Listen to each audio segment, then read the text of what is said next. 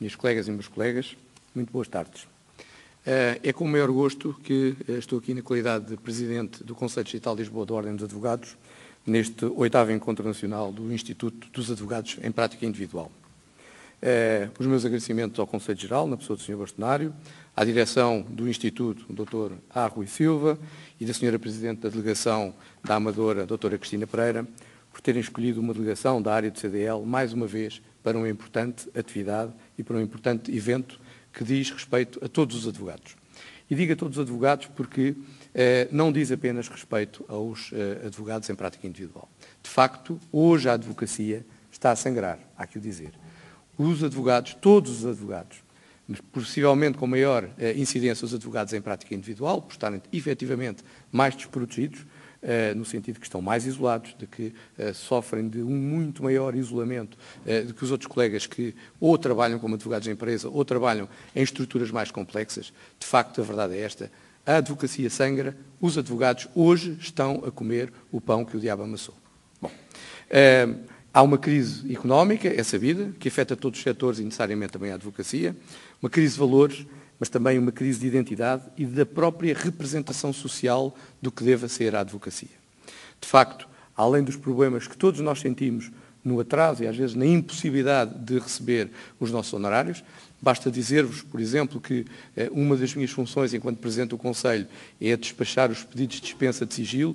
Cada vez mais me aparecem pedidos de dispensa de sigilo que têm a ver com ações de cobrança de honorários. Isto está-se a multiplicar de uma maneira particularmente assustadora e, de facto, quem não tem independência económica, quem tem mais dificuldades de manter o seu escritório, evidentemente que se encontra numa situação de vulnerabilidade e a Ordem tem a obrigação, na medida do possível, de ajudar os colegas que se encontram nessa situação. É por isso que eu hoje estou aqui muito mais para ouvir do que para falar. Eu, aliás, vou fazer aqui um corte significativo naquilo que tinha para vos dizer.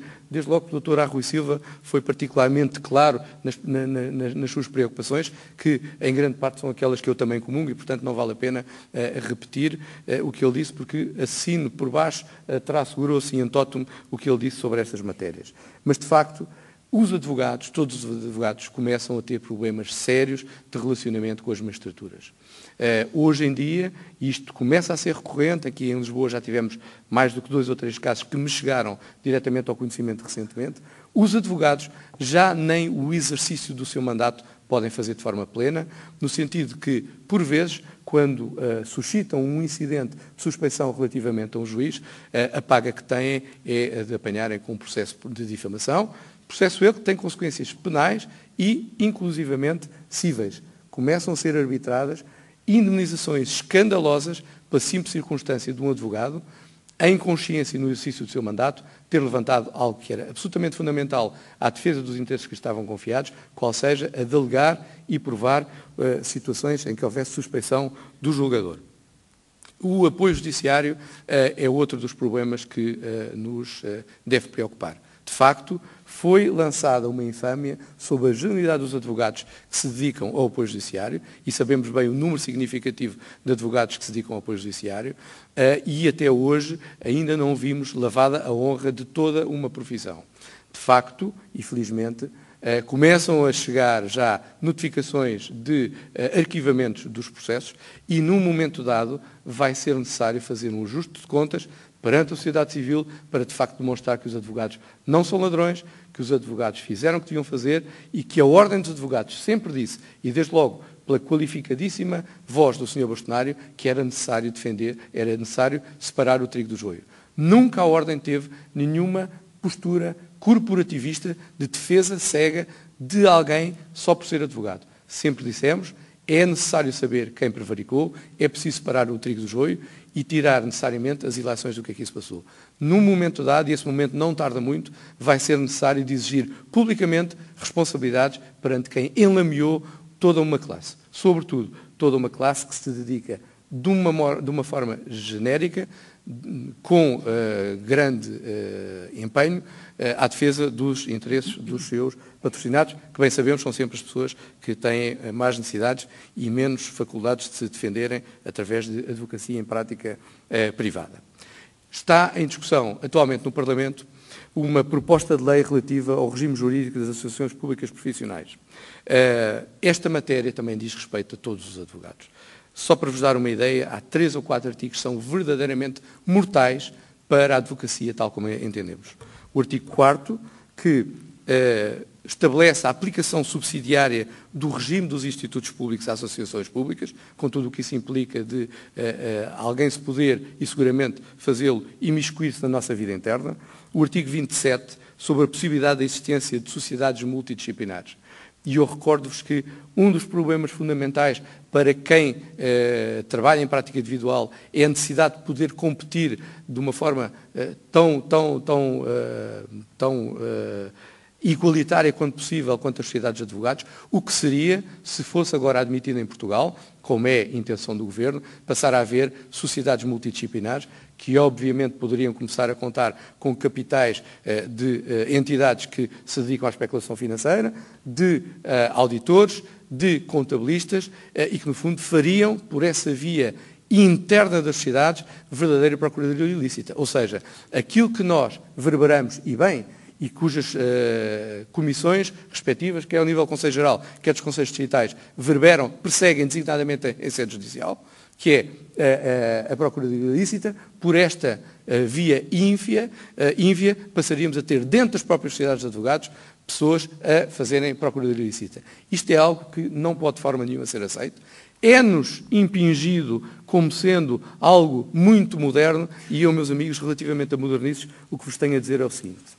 Ainda há 2 semanas, a New York State Bar Association, ou seja, a Ordem dos Advogados de Nova Iorque, realizou em Portugal, aliás, até com sessões do nosso Conselho Geral, no Salão Nobre, o seu Congresso Internacional da sua secção internacional.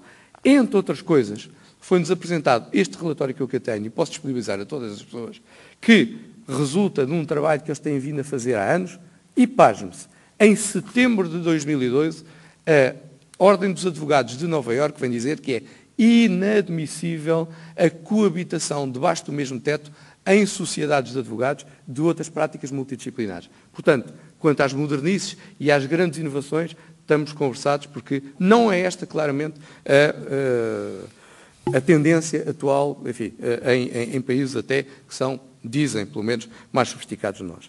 É, portanto, fundamental fazer um apelo grande à unidade, pelas dificuldades que toda a profissão, sem exceção, se encontra a debater. O Sr. Bastonário, com as diferenças que temos entre nós e que são conhecidas, tem que liderar e tem liderado efetivamente esse processo.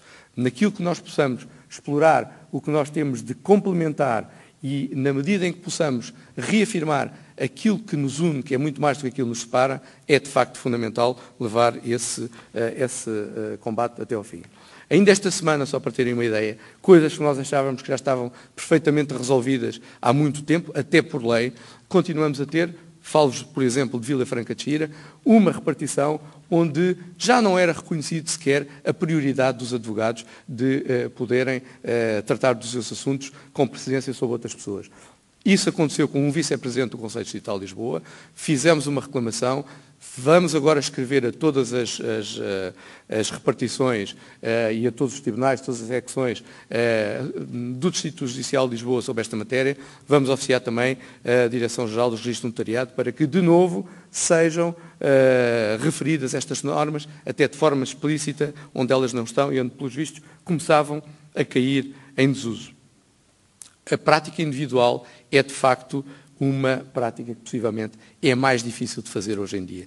Por estas dificuldades todas, pelo isolamento que os colegas sentem, às vezes por quase um ostracismo, uma questão votados, a circunstância de muitas vezes não terem um colega próximo com quem possam discutir até temas técnico-jurídicos que são fundamentais para que possam exercer o seu mandato e, portanto, é necessário que a sua ordem ouça quais são as aspirações dos colegas e procure, de facto, resolvê-las. Nós, do Conselho Distrital de Lisboa, até por esta mudança permanente de legislação com que estamos a ser diariamente bombardeados em todas as sedes, no processo penal, no processo civil, nas matérias de arrendamento, no direito laboral, hoje em dia eu diria que é quase impossível a pessoa conseguir estar minimamente atualizada. E aí a vossa ordem tem, de facto, uma especial obrigação, que é de dar uma formação tão descentralizada, tão ampla quanto possível, com recurso designadamente aos meios tecnológicos que estão à nossa disposição, pô-los online de forma a que os colegas possam, em qualquer momento do dia, da noite, ao fim de semana,